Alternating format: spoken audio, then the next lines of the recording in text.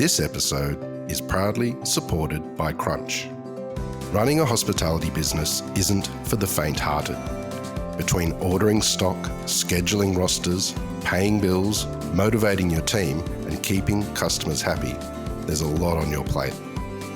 It's no surprise that business planning often gets put on the back burner. Well, here's something that can help. Introducing Crunch, a new app to help simplify the business side of hospo. With Crunch, you get access to practical, bite-sized education, proven strategies, and a supportive community of hospo owners just like you. When it comes to the Crunch, if you're looking for proven ways to build a successful, sustainable business, Crunch has you covered. Try Crunch now. To get 14 days free, just head to crunchhospo.com.au. We thought that there was a statement to make in the hospitality scene in Australia and the way that Mexican food is portrayed. I guess we took the reins of being a little bit of a educational space where we can really show another side of Mexican food to the Australian market. Welcome to another episode of Dirty Linen as we creep closer and closer to 700 episodes. I am thrilled to be with you and, as always, really value the opportunity to share somebody's story. Today we are in Sydney. We are chatting with the chef and owner of Maiz restaurant. Juan Carlos Negrete is our guest. I am super excited to chat to you, JC, about all things Mexican food in Sydney, and I know a lot more besides. Welcome to Dirty Linen. Yeah, thank you very much, Dani. I'm very excited to have a chat with you, and thanks for inviting me to your show. Very, very excited. I'm excited too. So for people who haven't been to Maiz, and I have to include myself in that population, tell us what sort of place it is. Yeah, well, it's a family-owned restaurant. We opened in the middle of the pandemic, which was a very crazy time to open a hospitality business. And as the name suggests, maiz is the word for corn in Spanish, which corn is the foundation of Mexican food. Everything revolves around corn. It's all about corn everywhere. And what we're trying to do here at Maiz is really showcase the diversity and the broad range of dishes across the country that are made with corn. And right from the beginning, we wanted to steer away from the stereotypical taco and the taco offer in the menu. So we intentionally, at the beginning, had a very strong no taco policy. And yeah, we're just showing different shapes and preparations made with corn all around, and share our culture through the eyes of corn. I love that. It's such a statement of intention. Tacos are banned. You will not find them here.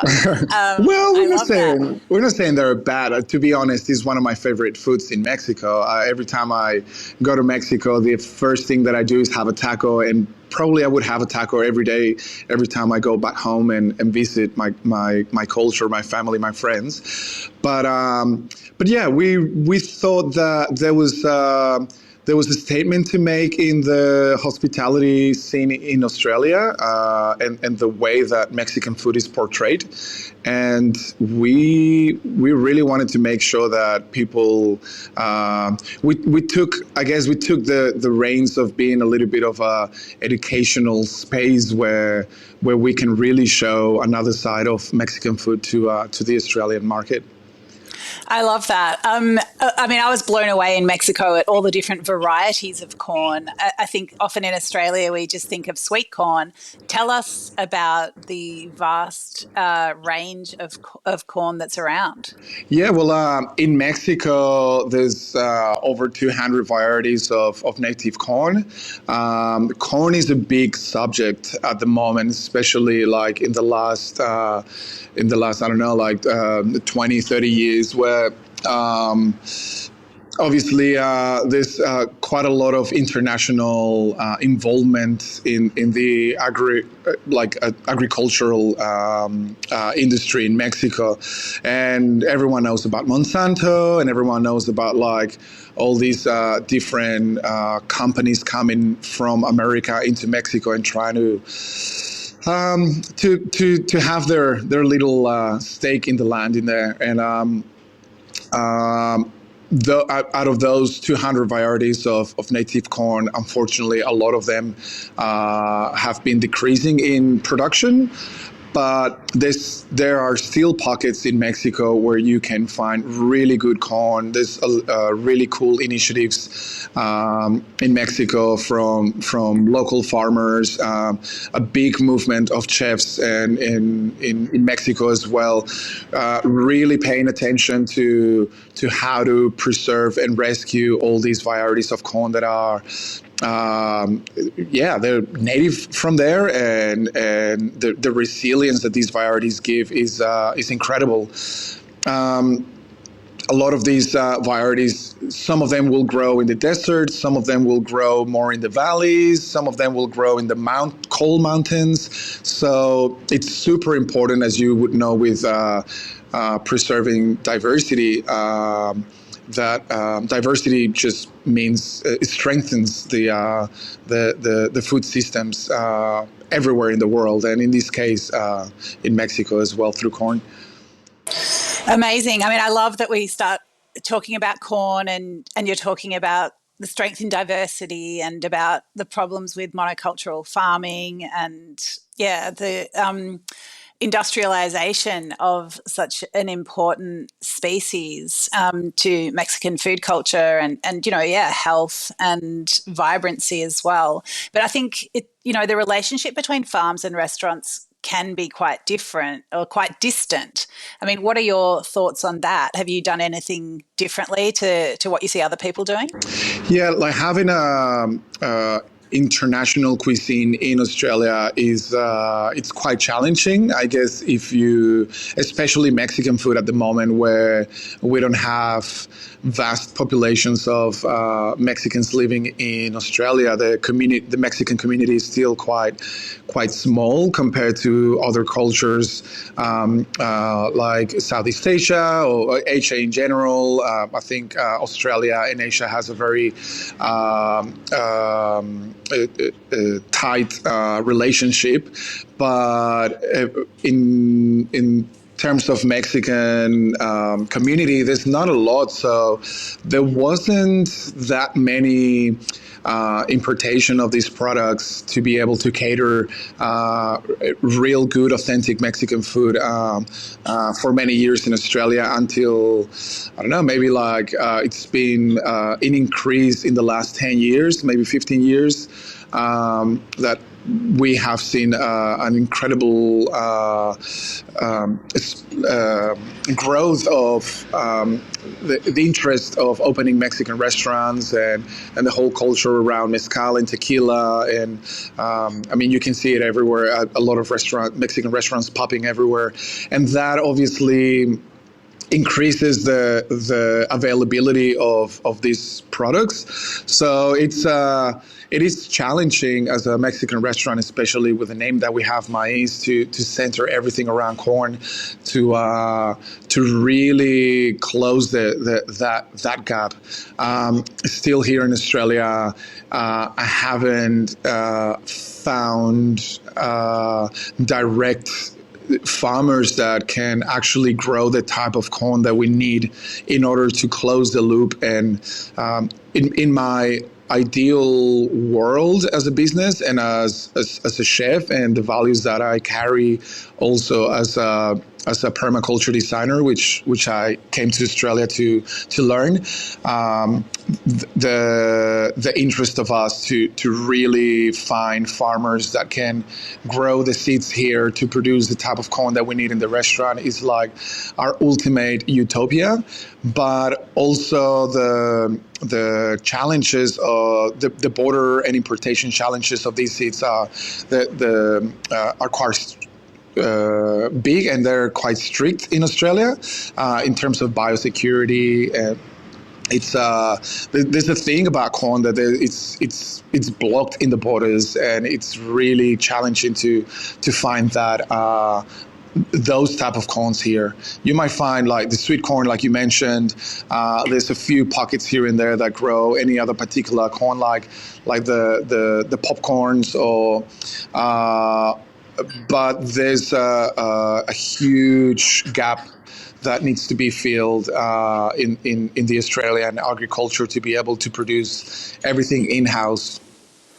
Yeah, I mean, it's really challenging. So, I mean, tell me about some of the corn that you do use and the dishes that you make with it. So we do have, straight off the bat, one of our values is honesty and transparency. So I've got to say that we do import our corn from Mexico in a already processed way that can make it through customs. We have at the moment blue corn and white corn.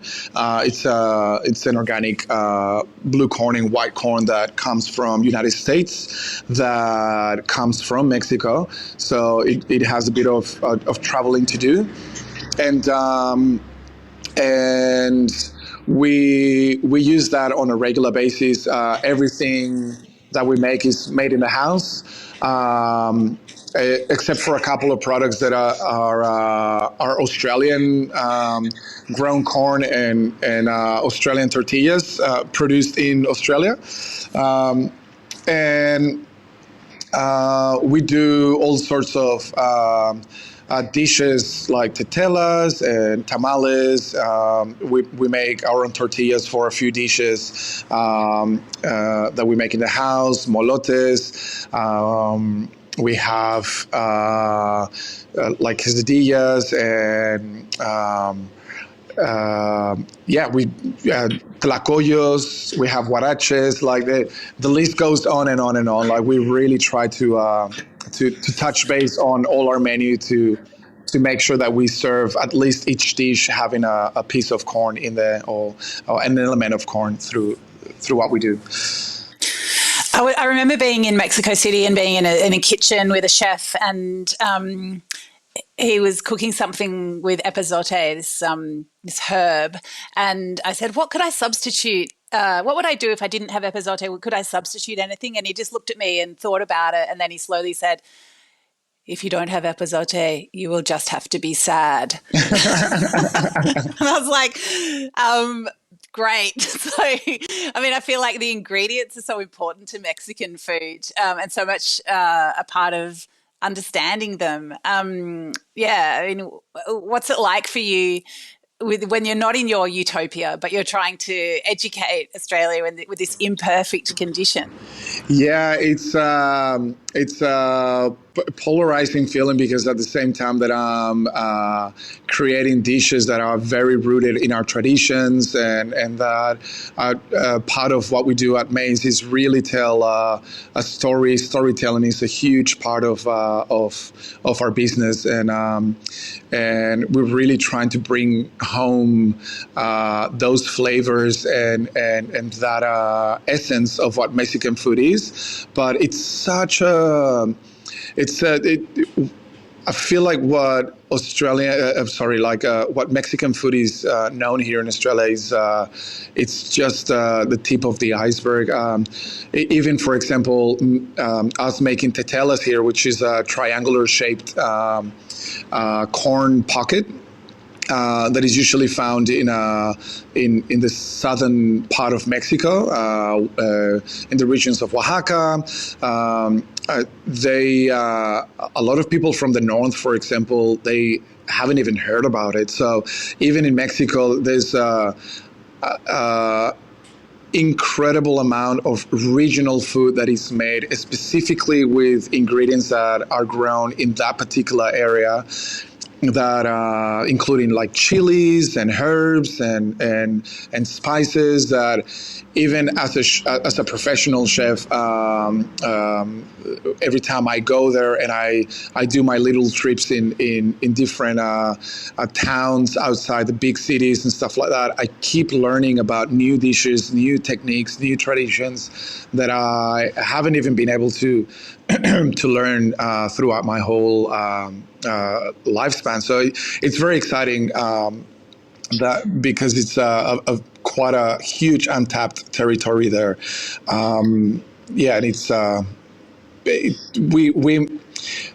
we do our best to really make it work. And one of my permaculture background as well, it's a huge dream to be able to bring those seeds and be able to plant them here, et cetera, et cetera. But yeah, there's a whole level of logistics and involved in that dream, to be honest. Yeah, that sounds so exciting. I really want to have these corn pockets. They just sound beautiful. Juan Carlos, am I right in thinking that you're vegan? I would love to talk about how that plays into your work. Yeah, I'm actually not vegan at the moment, but I was vegan for 5 years. I actually, when I was doing my culinary arts degree in Mexico, it was just a chef school. It's kind of like the equivalent of the CIA in America, like the Culinary Institute of America. So it was a very similar program, very similar level of culinary arts degree in Mexico that I did. And surprisingly, I was the only vegan at school. And everyone back then, this was 2006, so that was almost 20 years ago. And 20 years ago, veganism in Mexico was definitely not on the equation at all. So I was looked at like this weird chef guy that was like eating vegetables, and everyone was looking at all these amazing restaurants around the world, like El Bougie and Alinea and like Per Se, and like there was all this Thomas Keller, and everyone was like talking about all these fine dining amazing places outside Mexico, and they were like, what are you doing? Like you're not like you're starting to become a chef, and there you are being a vegan. Like, what the hell are you doing? I battled through that for a little while, and I went to New York and I worked at a vegan restaurant. It was a fine dining vegan restaurant in New York back then in 2010, and that was a very eye-opener because it really showed that veganism could be done at a high level back then, and it gave me quite a lot of ideas and strength, like professional strength and confidence to keep doing what I was doing. And then I stumbled upon permaculture and sustainability, and I came to Australia to do a permaculture course in Albury Wodonga. And while I was there learning about sustainability, agroecology, and how intricate the sustainable food production systems are and can be, and I was directly involved in raising my own pigs and lamb, and managing beehives, and raising chickens, and harvesting eggs, and all of these holistic approach of sustainable food production was when I realized that there was another phase of eating, and veganism became not the only. Before, I thought that veganism was the golden rule to solve all the world's problems through food. But then I realized how sustainable food production had another spectrum of care for the land and care for the people, and the way that sustainable food production was being produced could be beneficial for the current climate of agriculture. So I stopped being vegan. I learned to appreciate like good produce, ethically sourced meats, and that really shaped the rest of my career. And but I still create vegan dishes, and to be honest, one of my favorite dishes at Maiz are vegan, completely vegan, and they're very, very tasty, to be honest. That's so interesting. What an interesting journey, JC. I really love hearing you talk about it. Just you're obviously such a thinker about food and food systems, which, yeah, I love. It's just an endlessly fascinating field. But I also wonder, this training to be a vegan chef, there's obviously restrictions in that, and you find the creativity sort of in the limits in a sense. And perhaps that's also something you're able to do at Maiz, where you have some of these limits with ingredients and availability, but you also, find the creativity and tell the story you want to tell, even when there are limits. Yeah, exactly. So I feel like limitations are good. Like limitations really push you, restraints really push you to think outside the box. That's one thing that I learned by being vegan.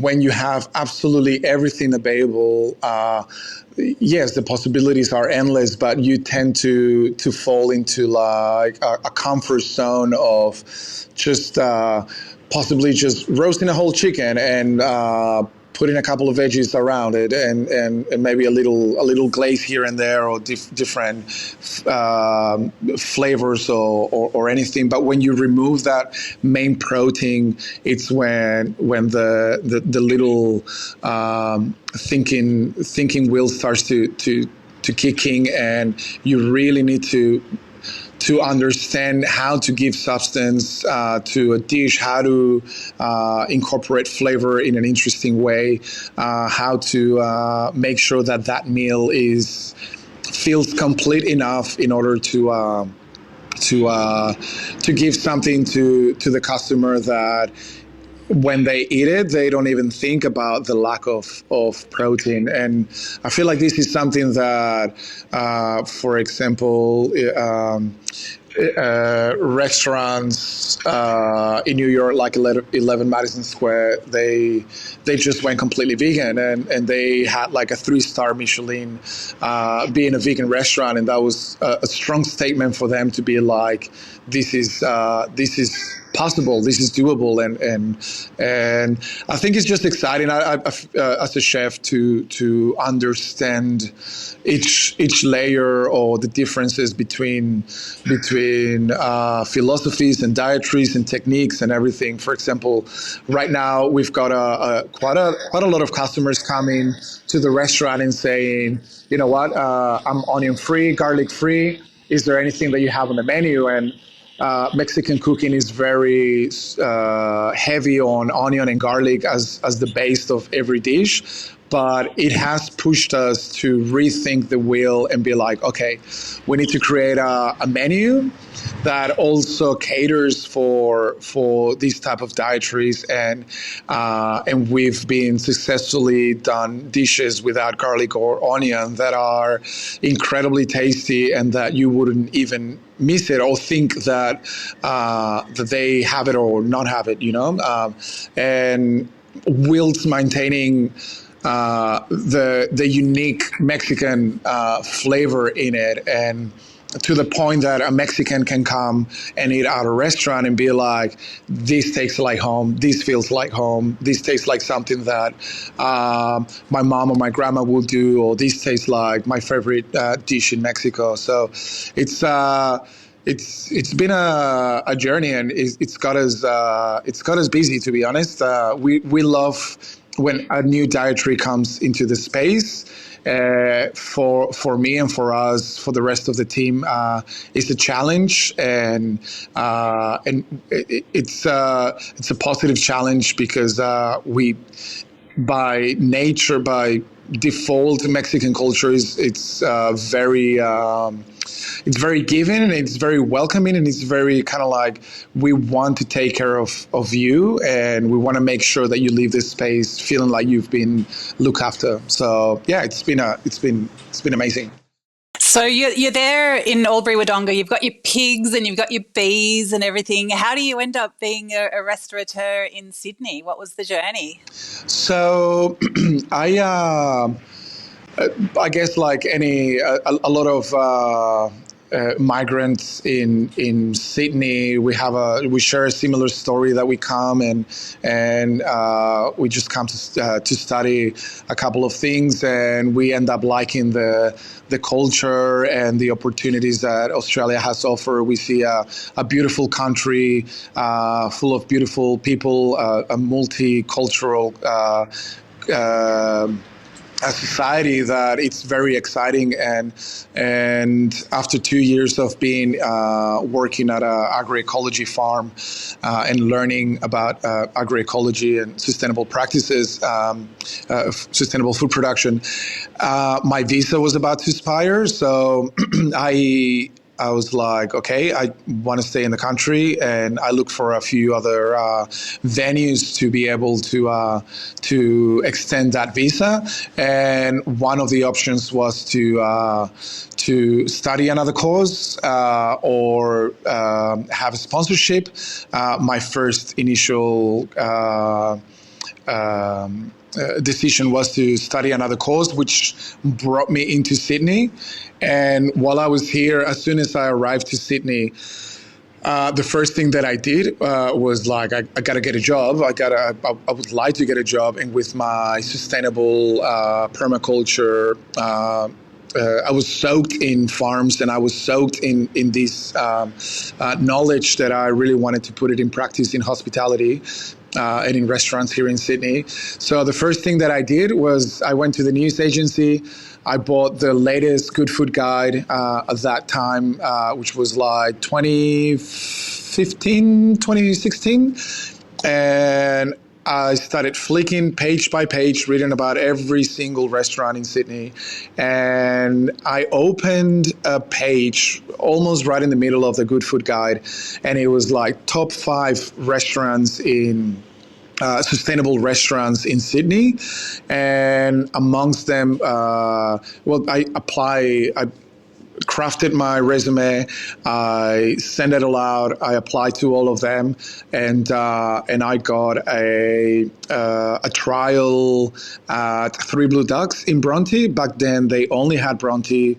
None of the other restaurants were in the equation, and I went to visit Bronte prior, getting an interview and eating there and looking at the little backyard garden that they have in Bronte, which was super cute, and they had like some herbs growing out there, and they had a little beehive and some chickens at the back. And I read more about them and their strong focus on sustainability, and I was like, I felt like it was the right place to be. I got a trial, an interview. I learned every single item of the menu. I was ready for the trial. I did my homework. I came in there. There was a lot of dishes that I had never heard before because we didn't have like that diversity in Mexican restaurants.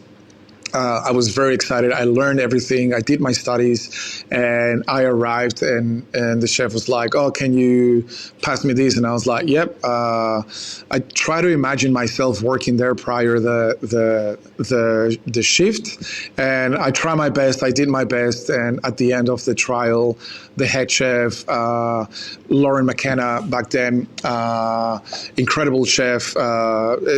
She was leading the kitchen, and she was like, we really like you. We'd like to offer you the job, and just FYI, like, we'll be like ready to sponsor you if you want to. I was mind blown. I was like, over the moon, and I accepted the sponsorship, and my journey with Three Blue Ducks began, and I stayed with them for 4.5 years, and I saw them grow, and it was a great deal of inspiration from everyone, from all their growth, and opening Byron Bay, the farm at Byron Bay, and opening Rosebery, et cetera, and it was a very good school to have here in Sydney, and yeah. What a great story. I love that. And so wonderful to be offered sponsorship. So many chefs have to just go around and hunt for it, and it's really creates a lot of anguish. So I'm so happy that part of your journey was made a little bit more simple for you. It's wonderful. You've had a lot of experience in hospitality, starting in Mexico and in the US and in Australia. I'd love to ask you your insights and impressions of the industries in different territories. We do spend, quite a bit of time on this podcast talking about some of the things that are not great in the hospitality industry. I'd just love to know your impressions. My first impressions, I feel there were all positives. The industry in Mexico, it's very tough. It's really, really tough. It's really hard. If you really want to make a living out of it, you really need to battle around to grow and to have a position of, like, from sous chef onwards, sous chef, head chef, executive chef. All those positions are very, very sought after, and I guess you have an incredible amount of people trying to get those positions to make a better living, but the reality is that the pay is not great, and the more you climb up the ladder in the hospitality industry in Mexico, the less life you're gonna have. And I've known, I never got to that level of executive chef or head chef in Mexico, because I always had a bit of a entrepreneurial kind of like spirit, and I was always trying to do my own things in Mexico and stuff like that, trying different things. So I never really explore a full career at a restaurant in Mexico, from CDP to head chef, for example. But I know many friends. I have many friends that have gone through that journey, and they came to become head chefs that were doing like over 70, 80, like working so much, like ridiculous amount of hours for just maintaining that extra pay that we're going to give them a little bit of more life security, economical security. So comparing that to Australia, I was very mind blown of like how regulated, how regulation for me is brought quite a lot of structure and respect for how the processes were made, the positions. Everything was very fair. Everything was very just. Everything was very by the books, and no one was giving you like false promises. Is like, this is the law and this is what it is, and if you have this set of skills, you get paid this. If you increase your set of skills, you get paid that. It's very transparent. I felt like it was very transparent, and the hours that you were putting in as a chef, you could see the money coming into your life, and being able to live a balanced life in a way. Don't get me wrong, like hospitality it's a tough gig. Like it's long hours as well. In Australia is difficult. but I do feel like there's a huge gap difference between the experience of being a chef in Mexico than the experience of being a chef in Australia. If you really put your head in, and if you really do the work here, and you work hard as you would in Mexico, you do well, and like you have more resources and structures around the industry that benefit the employee than you would in Mexico, for example. Another thing is the diversity of cultures in kitchens in in Australia. That was also an added value that I was learning from different chefs from England, Scotland, Brazil, India, Sri Lanka, Nepal, from all over the world, and I was that really enriches the hospitality culture in Australia, I believe. Wonderful to hear all that. Great to have that positivity. JC, what about being a business owner? We certainly hear from a lot of hospitality owners that things are not that easy at the moment. How are you finding that transition from employee to owner? It's very hard. It's been a very, very tough journey. I guess I was talking about all the positives because I like to look at the bright side of the picture, but I understand that there's so many other negatives but I feel like the negatives are more culture-based and not so much structure-based. That I do understand that there's a lot of hospitality places that carry not a very positive culture within the workspace, and I think that's a huge part that as a business owner I wanted to change. There was a lot of things that as an employee that I wasn't really particularly happy with or that I agreed with, and the focus of the first thing that we did as opening Maiz was like, okay, we've got to set strong cultural foundations here. We really I don't want any of my employees to go through some of the cultural challenges within a business that I went through, and I really want to make sure that everyone's well looked after, that we based our business in values of fairness, have strong communication channels, have respect for each other, and we really crafted our mission, vision, and values, taking on board all the things that we didn't like about the industry, and apply a very strong positive foundation to operate from there. The food, the creativity, the final product, that's everyone has that. Like everyone can be creative. Everyone can have a cool dish or like have a trendy logo, or like a trendy vibe into them. But if you fail on your inner culture, I think that's what makes the difference between a great restaurant and a badly operating restaurant. And I think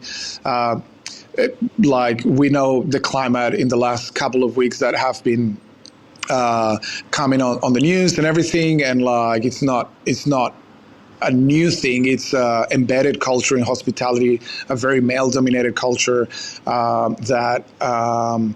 if you're not really on top of maintaining a positive work culture and moving forward towards caring for what's within, you're very quickly gonna fail, to be honest. And I think has been one of the biggest challenge as a business owner to really maintain those values, to really make sure that every decision that we make is based on those values. And let's be honest, sometimes it doesn't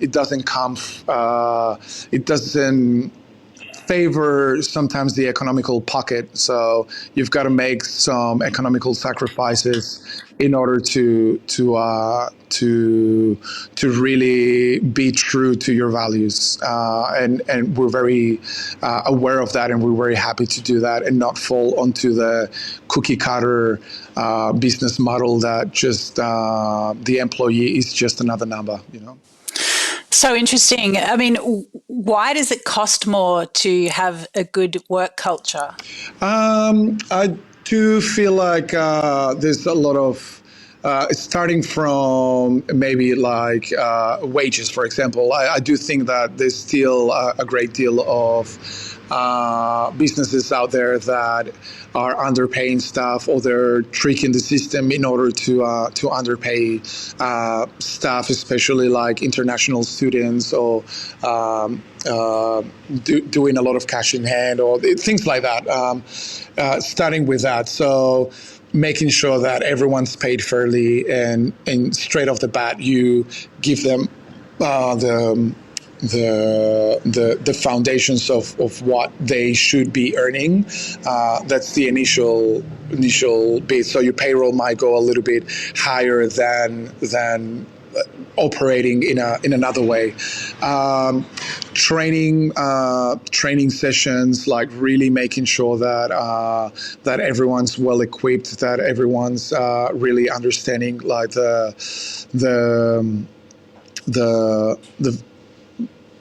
values, work-life balance, giving them not giving them like. It's interesting because like you telling me about like how does that make it a little bit more expensive, but like just making sure that everyone's well covered, if having days off, like when they have to. I feel like it all comes with putting extra hours into making sure that culture is well kept, and extra hours in the end means extra money in wages and extra money in all these things. Training outside the restaurant, it's also another big factor. We would give opportunities to our own employees to, if they have any particular interest, or if they have any particular skill that they want to develop on top of their role, we're willing to support that as well, and make sure that they're empowered by not only the job that they're doing as in their role description, but in how they want to keep growing in their own individual lives. So yeah. That's really amazing. I mean, I thought it was worth asking that question because I think a lot of people might think, well, you know, work culture, just be nice, like just do the right thing. But I think, customers need to understand that workplaces that are run with ethics at top of mind, you know, the food might be more expensive if everybody's being paid properly, if people are, if you're putting time into those things that are not just the everyday, but, you know, putting more work in structures and training and all that kind of stuff, that's got to reflect on the bottom line as it should. And if food is really cheap, there's probably a reason for that. Yeah, that's true. And also you mentioned something very interesting here, which is I was talking more about culture, but also like the other side of economics, which is the menu engineering. Obviously, I could sell you a $14 bowl of frozen chips that are just like deep fried.